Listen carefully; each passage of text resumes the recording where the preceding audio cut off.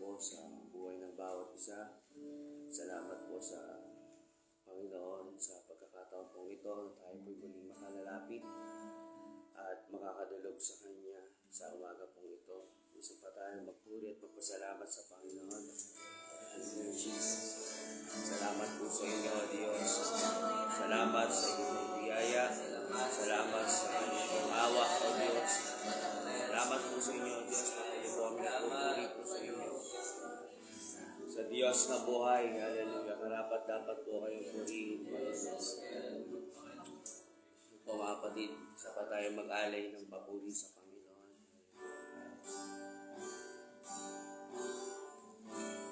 Ito po natin.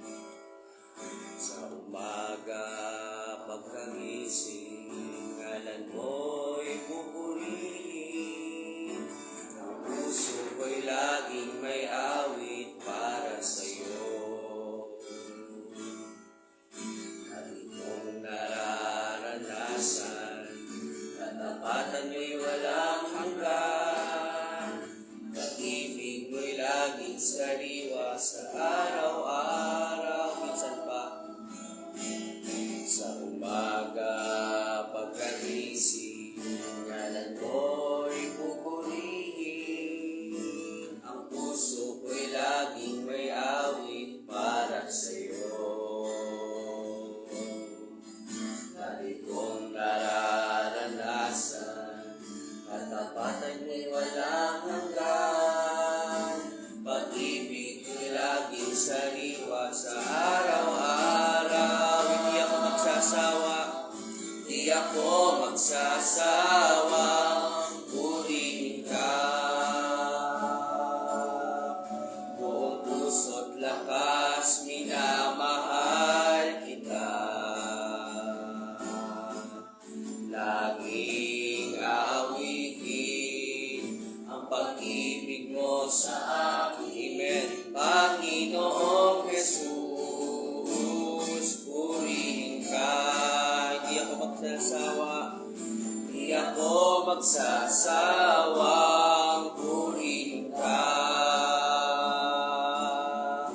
Buong puso't lakas, minamahal kita. Laging aawitin ang pag-ibig mo sa amin, Panginoong Jesus, purihin ka. Sa uling pagkakataon po, di ako magsasawang purihin ka. Buong puso't lakas, minamahal kita. Laging aawitin ang pag-ibig mo sa amin, Panginoong Jesus, purihin ka. Panginoong Jesus, purihin ka. Panginoong Jesus, purihin ka. Amen. Yes, Lord. Salamat po sa inyo, Panginoon. Purihin po kayo, O Diyos. Hallelujah. Salamat sa inyo pong biyaya. Salamat sa inyo pong awa. Salamat sa kahabagan at ang tanggap po ng bawat isa po sa amin. Sa kabila ng kami po ay hindi po karapat-dapat ibigin. Inalay po ninyo ang inyong pong buhay, Panginoon, upang ipangtubos sa kasalanan ng bawat isa po sa amin. Salamat po, O Diyos. Sa umaga pong ito, punuin niyo kami ng inyong pong mga salita na siyang patuloy na makapagpapalakas po sa amin at magamit namin, O Diyos, para ipaglaban ng inyong pong kalooban. Salamat po sa inyo, Panginoon. Sa inyo po namin binabalik pinakamataas sa papuri, parangal, pagdakila, pagsamba, pagdawalati, para lamang po sa inyo. Sa pangalan ng Panginoong Jesus, lahat po yung magsabi na Amen.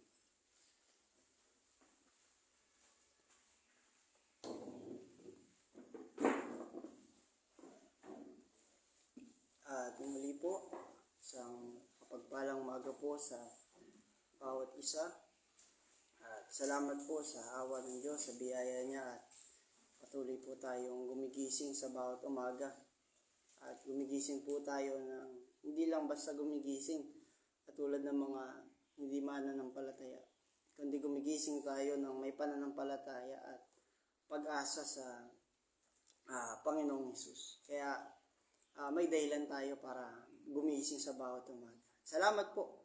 Sa bawat umagang pagising natin ay napupuno tayo ng pagpapasalamat kasi sa umaga pa lang pinapakita ng Diyos yung kabutihan niya. Amen. At marami tayong bagay na ipagpapasalamat palagi sa Panginoon, lalong-lalo na sa pagising pa lang sa umaga. At salamat po sa Panginoon. At tayo po ay mag-aaral ng kanyang mga salita sa saglit na ito. Ay ang pag-aaralan po natin ay ang salitang discipleship o pagkakaroon ng disipulo. At meron po akong mga ilang inaral patungkol sa pagkakaroon ng discipleship. Ito po ay nakasanayan na ng mga Hudyo o sa Israel po ay nagkakaroon sila ng tinatawag na discipleship. Ang discipleship po ay meron pong kailangan ng dalawang tao. Una, yung tinatawag na rabbi. Pangalawa, yung estudyante. Pag sinabi pong rabbi, ito po yung guro.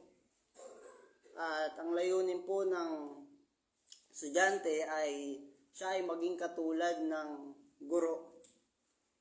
Sabi po dito, ang rabbi ay nagiging rabbi kapag sa ilang taon na pag-aaral ng Torah at Talmud o yung kasulatan po sa Old Testament. At titignan po natin dito na sa edad po ang mga bata po sa Israel kapag 5 years old na po ay sabi dito ay naturuan na sila ng Torah. At kabisado na nila yung Torah, yung pagbabasa, yung salita ng Diyos, yung Pentateuch, yung Genesis, Exodus, Leviticus. At patuloy na pag nag-12 na po sila, 13, ay ang nangyari po ay nagiging hindi lang basta kabisado na nila yung kautusan, ay tinuturuan na sila kung paano to ipaliwanag at kung paano susundin. At kapag 15 na po, 15 years old pataas, ay inaaral naman nila yung Talmud. Sabi mas malalim na pag-aaral patungkol sa kung paano magdebate, paano ipaliwanag yung Torah po. At kapag sila ay 20 pataas na ay talagang nakakahanap sila ng mga rabbi.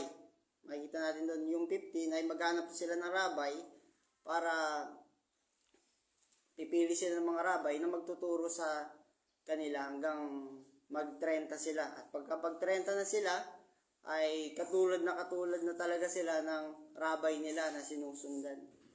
Hanggang dumating sa tagpo na yung estudyante na tinuturuan ay ang mangyari po, magiging sasama yung estudyante dun sa rabbi. At kung ano man yung gagawin niya, ano yung hahakbangan niya, siya ba'y ganito style ng pagkain, ganito style ng pamumuhay, ano yung habit niya, yun din yung gagawin ng estudyante. At pagdating sa pag-aaral, ganun din po, ituturo lahat po yun ng rabbi para yung isang estudyante ay kapag patuloy na sa pagtuturo ay masumpungan po na isang araw ay maging katulad niya yung rabbi. At kapag tinitignan niyo po sila, kung titignan niyo sila, pagdating ng panahon, wala na silang pagkakaiba.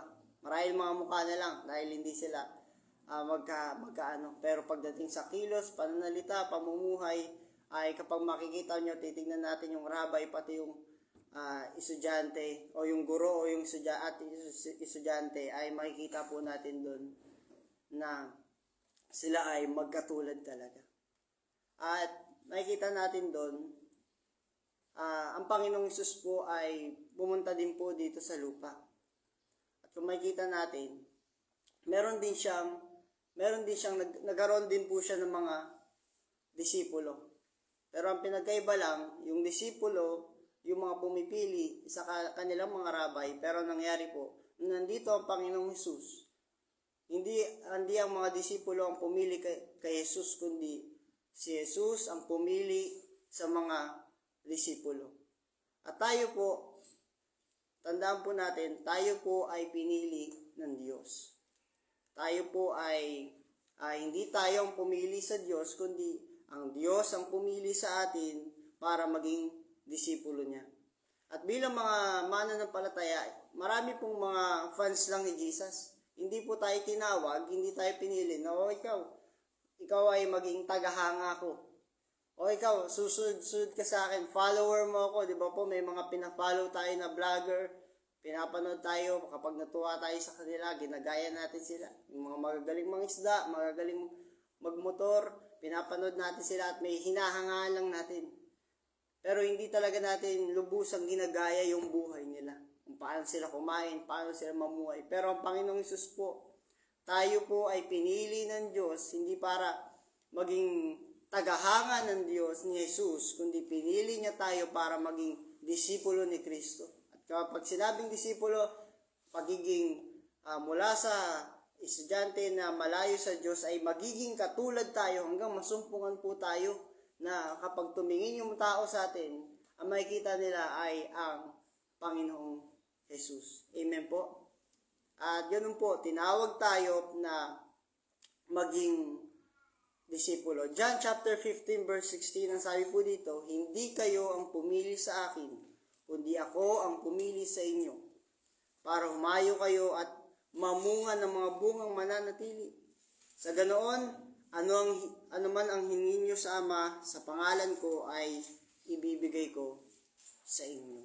Ulitin ko po, hindi kayo ang pumili sa akin, kundi ako ang pumili sa inyo. Lagi po natin tatandaan that we are the chosen disciple. Pinili tayo ng Diyos para maging katulad at tagasunod niya.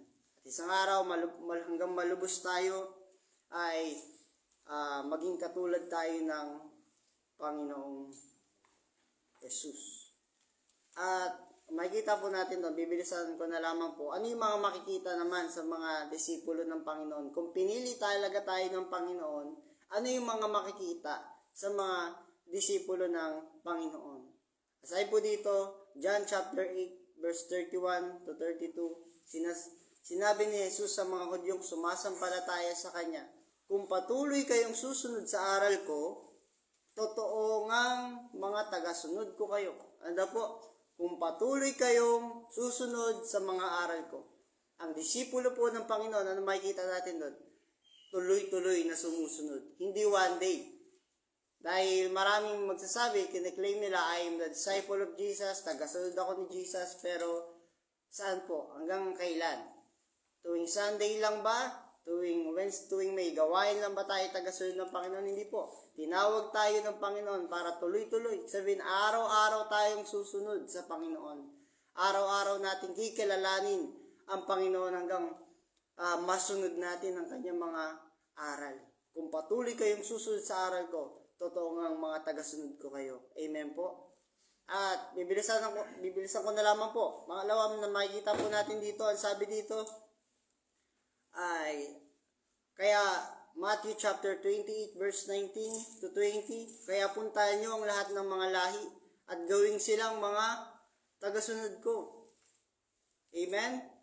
At yung trabaho po ng mga tagasunod ng Panginoon, hindi para maging tagasunod lang sila, kundi ginagamit din bilang mga disipulo ng Diyos, gagamitin ka rin para maaka yung iba sa pagiging disipulo ni Kristo. Gagamitin ka ng Diyos, kapatid. Handaan po natin, yung nanonood po ngayon sa live, gagamitin ka ng Diyos para maging yung iba ay maging masumpungan na sila na tagasunod din sila ng Panginoon. Ano pong gagawin? Bautismuhan nyo sila sa pangalan ng Ama, ng Anak, at ng Banal na Espiritu. Verse 20, turuan nyo silang sumunod. Mahirap pong magturong sumunod. At sabi pa dito, hindi lang tuturang sumunod sa lahat ng inuutos ko sa inyo. Susundin, hindi yung John chapter 3 verse 16, ayon mga Christian, at sinusunod ko yung John chapter 3 verse 16. May pinipili lang sinusunod. Hindi po. Lahat ituturo natin, ibabahagi natin, gagamitin tayo ng Panginoon.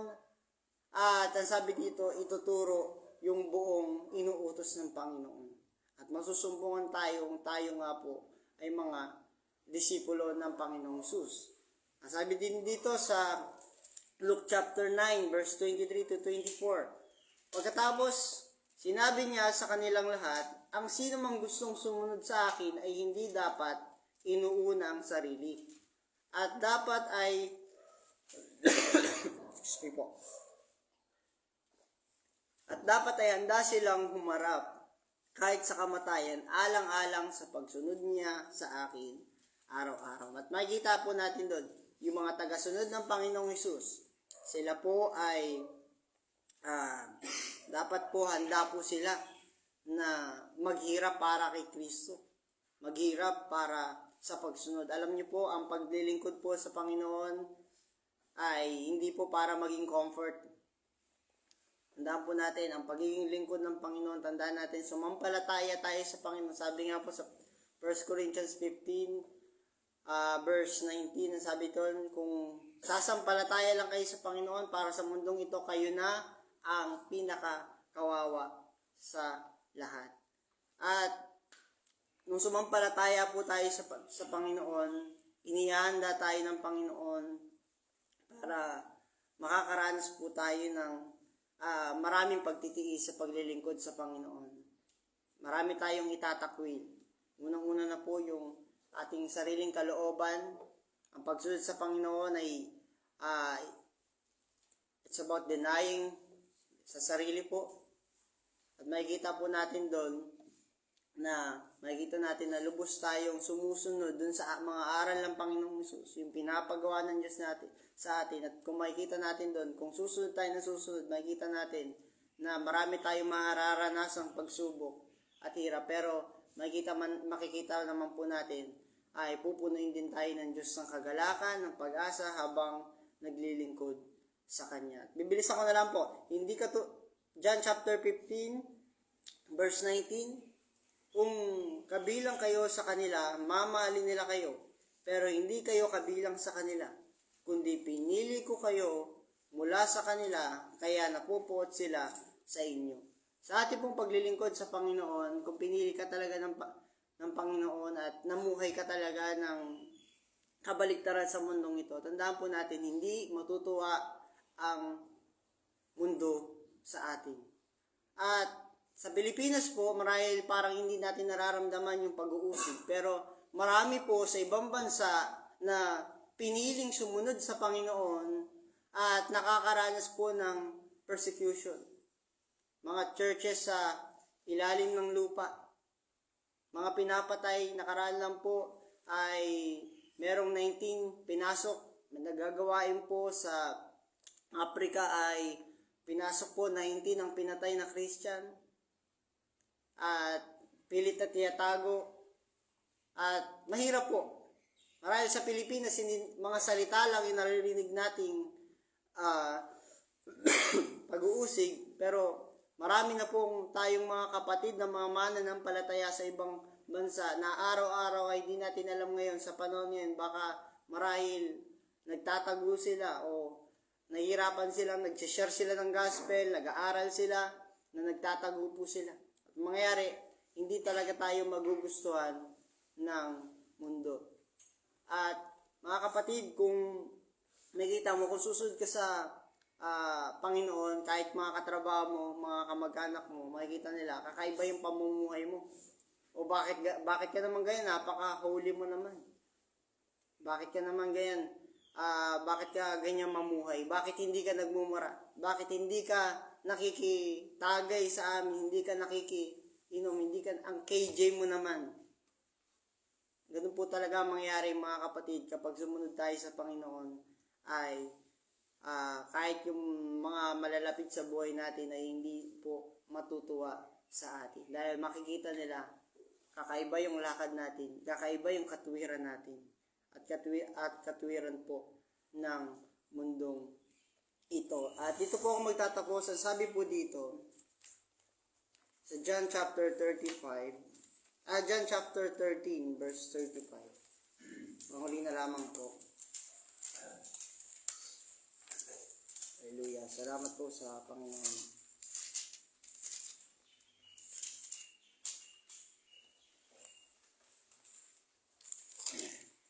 John chapter 13, verse 35. Simulan natin sa 34. Kaya isang bagong utos ang ibinibigay ko sa inyo. Magmahalan kayo kung paano ko kayo minamahal. Sa ganoon din dapat ang pagmamahal nyo sa isa't isa. Verse 35, ito na po. Kung nagmamahalan kayo, malalaman ng lahat ng tao na mga tagasunod ko nga kayo. Ulitin ko po, kung nagmamahalan kayo, malalaman ng lahat ng tao ng mga tagasunod ko kayo. At isa po sa makikita natin sa mga tagasunod ng Panginoon, namumuhay sa pag-ibig ni Kristo.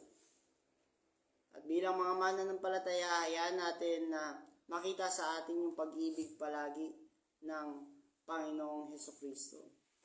Marahil ilang taon na tayong Christian, pero hindi pa natin napapatawad yung kaaway natin. Marahil ilang taon na tayong Christian, pero namumuhay tayo doon sa kasalanan at hindi natin patuloy na pinapakita yung pag-ibig ng Panginoon. Salamat po at sa kabutihan po ng Panginoon.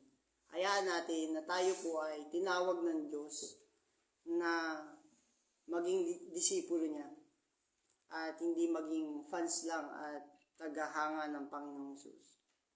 Hayaan natin na lagi nating isaisip na, Lord, kailangan ko pong maging katulad niyo. At meron pong pinakanta, meron po kaming kinakanta na awit. Sabi doon, oh, I want to be like Jesus.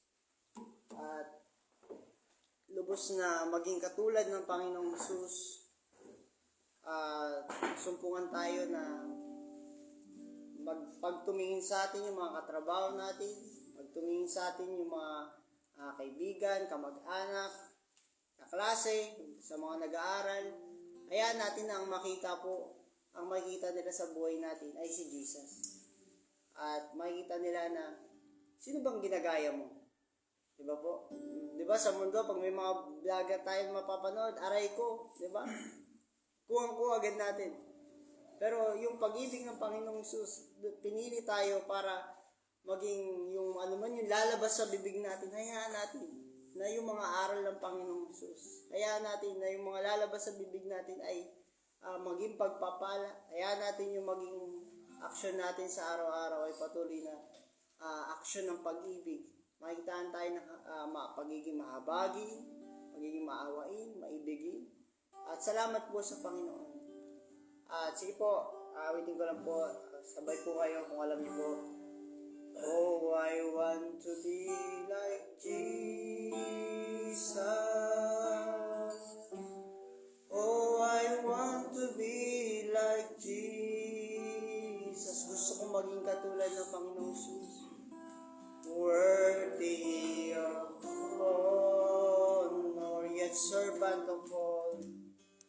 Yet servant of all. Ano daw po ang Panginoong Jesus? Siya yung example natin. He's my example. Where He leads me, where He leads me, I will follow.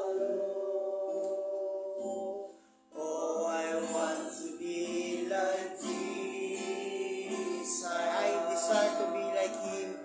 I desire to be like Him. Sa ulit pagkakataon po, oh, I want to be like Jesus. Oh, I want to be like Jesus. Karapat-dapat sa pagsamba, worthy of all. Karapat-dapat, pero naglingkod po kayo, Panginoon. Ipinakita niyo ang iyong kababaan ng loob. Hallelujah. Salamat po.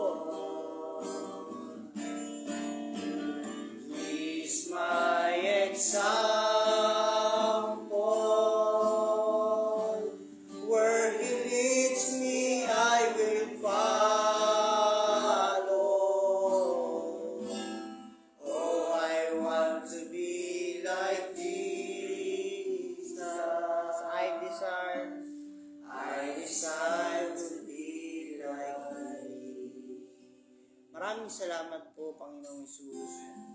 Nagpakita po kayo ng halimbawa sa buhay natin. Pinakita niyo po yung pag-ibig, yung awa niyo. Kahit na kayo ay nagmamay-ari ng lahat ng bagay at para sa inyo ang lahat ng bagay, hindi niyo pinanghawakang lubos ang pagka-Diyos ko. Sa halip, ibinaba niyong lubos ang inyong sarili, maging sa kamatayan. Oo nga, sa kamatayan dun sa krus ng Kalbaryo para sa kaligtasan po namin. Salamat po at patuloy po kayong gumagawa sa buhay ng bawat isa. Hayaan niyo po palagi na maalala namin. Magbigay po kayo ng desire sa puso palagi namin na we want to be like Jesus. Hindi po namin kaya, but salamat po, merong salitang Holy Spirit na tumatahan sa amin. We have the power to be like you, Lord Jesus. Ipinakita niyo po habang nandito kayo sa lupa ay sa tulong ng banal na Espiritu ay namuhay kayo ng may pag-ibig at sumusunod sa Ama. At ganoon din kami, O Diyos, kung paano namin kayo gagayahin tanging sa tulong ng banal na Espiritu sa aming mga buhay. Salamat po, pagpalain niyo po ang bawat mga kapatid namin na nanonood sa live, mga pastor, mga manggagawa, mga papasok sa trabaho, at patuloy po na gumawa po kayo sa kanila. Patuloy na palakasin niyo po sila sa araw na ito. Pagpapala ang sumakanila. Patuloy na sa kanilang pagtatrabaho ay mangusap po kayo at alawin niyo po sila, O Diyos. Salamat po sa maghapon na ito at nilalapit din po namin, isama po natin sa panalangin ang pagmimisyon ng Pastor Joseph. Hallelujah, at ang iba pang mga kamanggagawa. Nilalapit po namin, pagpapala po. Hallelujah, samahan niyo po, Panginoon, ang pagmimisyon ng Pastor Joseph sa Mindanao, Lord. Saan man sila pumunta, anumang mga lugar na aakbangan nila, patuloy na dala-dala nila ang magandang balita at kalakasan ng banal na Espiritu. Hayaan niyo po na palakasin niyo din po si Pastor Joseph, ang kanyang mga kasama. Ingatan niyo po sila sa kanilang biyahe, maging ligtas po saan man sila pumunta. At yung mga pangangailangan po financially, kayo po mag-provide sa kanila. Salamat po. At sa inyo po ang Mindanao, Panginoon. Kumilos po kayo. Maabot din yung mga kapatid namin doon, mapalakas. Salamat po sa umagang ito. At pinupuri po namin kayo, dinadakila, niluluwalhati sa iyo po ang pagpapasalamat at pagpaparangal sa pangalan ng Panginoong Jesus. Amen. At isang pagpalang umaga po sa bawat isa. God bless po.